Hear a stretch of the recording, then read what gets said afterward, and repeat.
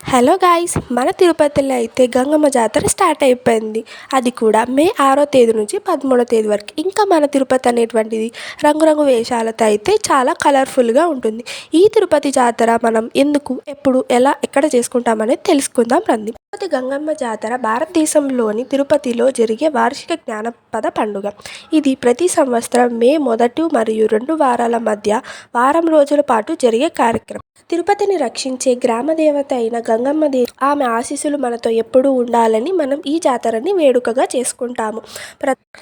ఈ జానపద పండుగ తిరుపతి నగరంలో తూర్పు వైపు ఉన్న తాతయ్యగుంట దేవాలయం అని పిలువబడిన గంగమ్మ యొక్క ప్రసిద్ధి ఆలయంలో ఘనంగా జరుపుకుంటారు. ఆ ఏడుకొండల వెంకటేశ్వర స్వామి సోదరిగా గంగమ్మ దేవిని భావిస్తారు. ఈ వారం రోజులు ఒక్కొక్క రోజు ఒక్కొక్క వేషంతో అమ్మవారి దగ్గరికి వెళ్ళి భక్తులందరూ అమ్మవారిని దర్శనం చేసుకుంటారు. మొదటిగా బైరాగి వేషం, బండ వేషం, తోటి వేషం, దొర వేషం, మాతంగి వేషం, ఇలా వివిధ రోజులు వివిధ వేషాలతో అమ్మవారిని పూజిస్తారు.